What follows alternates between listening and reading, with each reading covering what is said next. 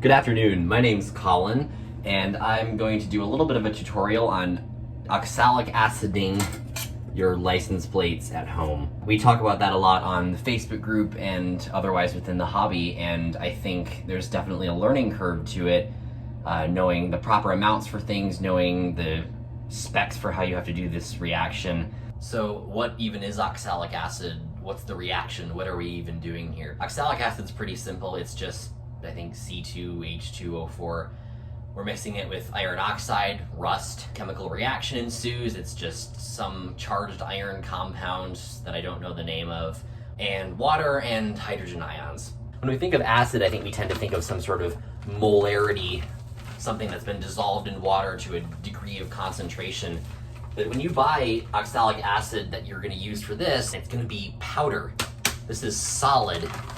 And ultimately, that's better because you can control the concentration a lot better than you can if you're buying like Metal Rescue or something else that's coming in a bottle that's already been dissolved for you. So just do yourself a favor and buy the powder itself. That's a 5-pound bag and I got it on eBay for like 18 bucks. So what colors tend to work best with oxalic acid?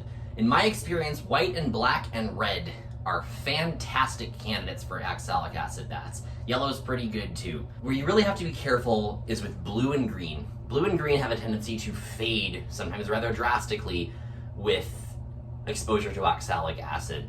Can leave streaks, can leave a color that you don't even recognize. I once gave an oxalic acid bath to a 1935 Michigan license plate, and I didn't even recognize it when it was done. It was like almost bright blue. But that said, usually you can do oxalic acid treatments on these sorts of plates, although honestly I'd advise not doing it on blue plates at all. But green plates, you can usually do them, you just need to be careful that the colors don't lighten up too much. You can see this on a lot of different green plates, even things like 1960s Colorado plates. The green will always lighten up quite a bit once it's been removed from the bath. So with white and black and red, you can honestly just leave them and go watch a season of Breaking Bad and you will be fine when you come back. But with some other colors like blue and green, just be careful. One other important thing is the presence of heat in this reaction. We do this in water, in part so that the oxalic acid has something to mix with, and also so that we can actually add heat. As a catalyst in this reaction, it's really important that it's there. So make sure you're doing all of this in hot water. Okay, now I'm gonna walk you through how it actually works. So here's my sink. I've got it filled up, I don't know, a third of the way, just because I don't have that many plates to do. I would say 3 to 4 tablespoons is probably good for a sink this size.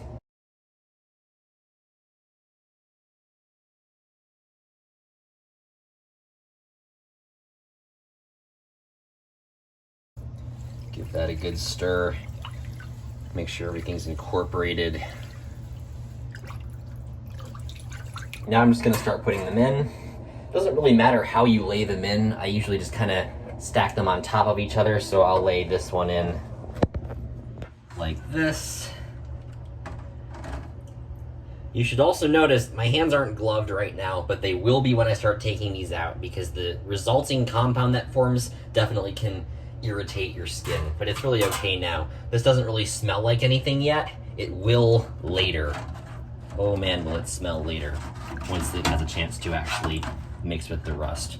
I did a huge acid bath in 2017. It was the first one I ever did on my own, and I didn't wear gloves while I was handling the plates after they'd been in the rust for a while, or been in the rust bath for a while, and oh my god, I had the rawest hands at the end. It was really, really bad. It hurt for days and days. This Petoskey one I'm the most looking forward to seeing.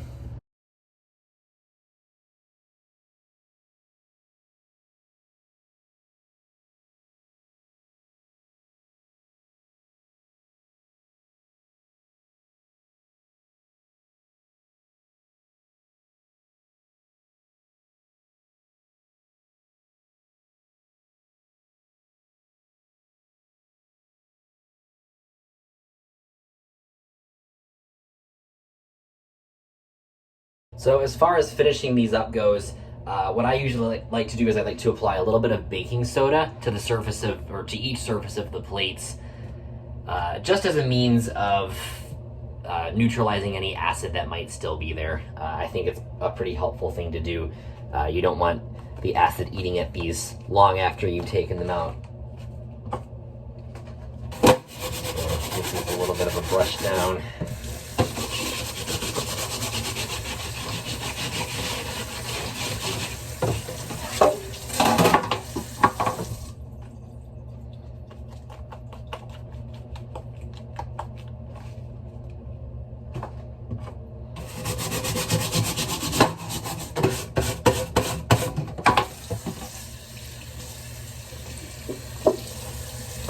Anyway, this one came out really nice. This is a pretty tough plate to find. You don't see a lot of San Juan County 57s, so I'm happy I was able to get the rust off.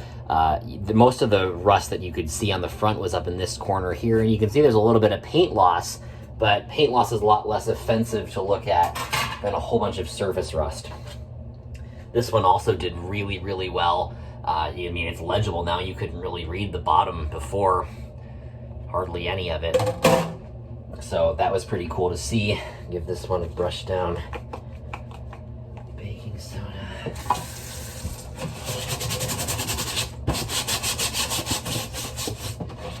Just need to stop that reaction from happening. And washing and drying isn't quite good enough.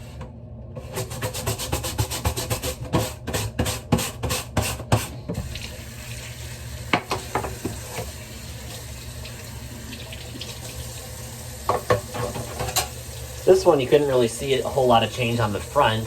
There are a couple little patches, but the back of this one really had a lot of paint left. Not that it does much for resale, but it was still cool to see. I mean, come on.